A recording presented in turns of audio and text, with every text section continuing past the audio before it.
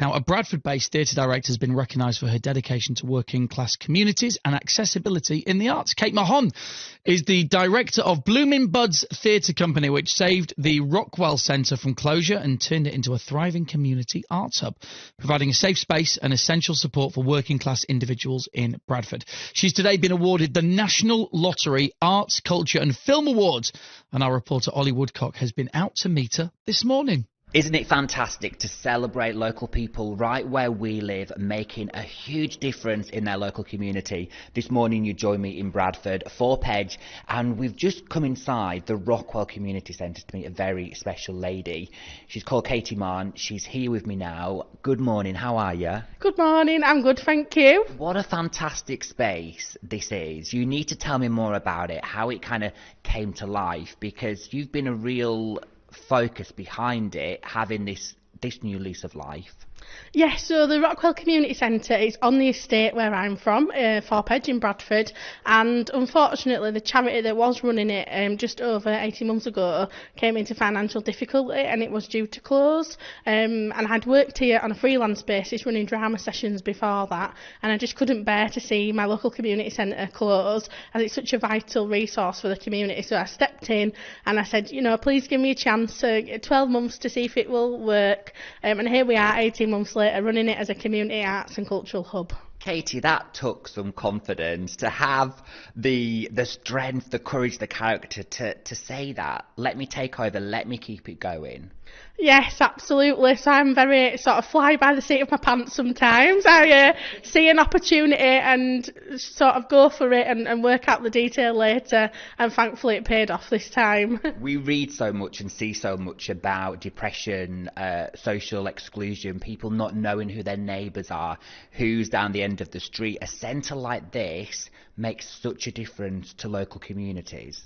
Yes, so we have a programme of activities happening on a weekly basis, and we have lots of ad hoc arts and cultural activities happening as well, and we have people that come once for an event and we might not see them for a while. We have people that come a few times, and then we have people who are in the centre 2 and 3 times a week as well, and we do a lot of outreach work as well to get out into the community to let people know that it's here, to try and get new people in as well, to try and resolve some of those problems that people might have.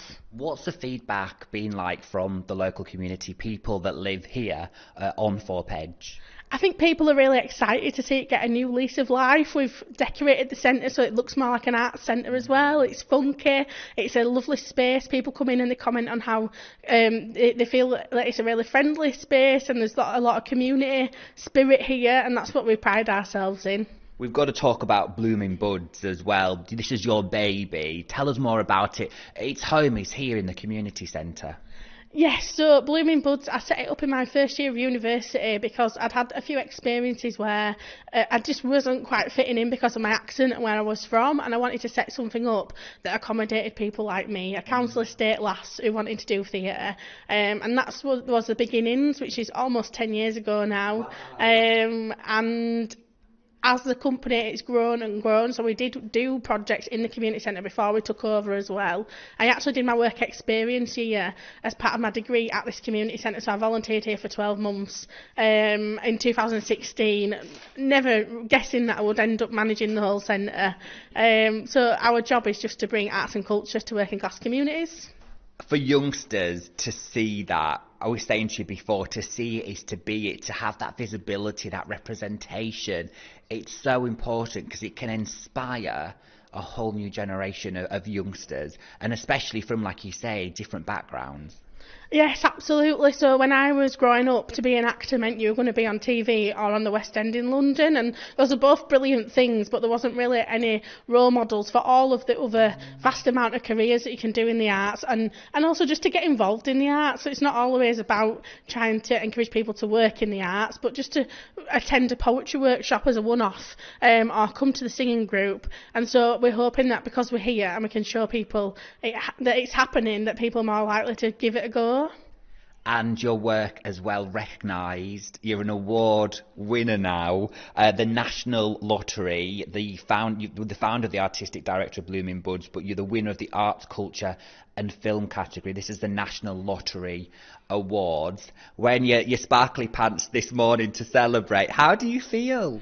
I'm just really excited to be recognised nationally. It's a huge privilege. You know, I do this job because I really genuinely care, and I can see the power that arts has for ordinary working class people like myself. When I started out, for other people to get involved and to be recognised like this, it's just really exciting, and I'm really proud of my team. I can't do it without my team, and for me to be able to bring this kind of recognition to the centre for the team as well, and also to put 4Peg on the map that great things do happen here as well. And giving back to the community. You're heading to London tomorrow. We've got a big celeb as well just behind us this morning. Tell me who's here. Yes, so we have Jane Danson in the building, also known as Leanne Battersby, which is extremely exciting for a lot of the people in this area. We're really, really excited to have her here, and it's been so fab chatting to her this morning about sort of similar experiences, starting out in the arts and trying to make it, and yeah, it's just really exciting. Were you expecting to walk in this morning and be like,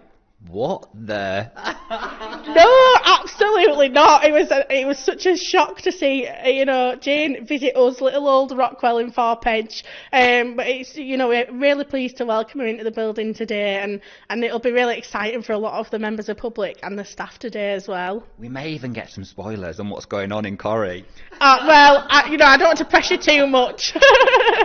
You're heading to London tomorrow. Tell me what's in store. Yes, so I'm heading to London for a group photo shoot with all the other winners of the different categories, which is really exciting, really glamorous couple of days for me, out of the ordinary, and go have a really nice fancy day, having some photographs and meeting the other winners as well, and getting to find out what they do, about what they do, about what they do, about what they do, about what they do.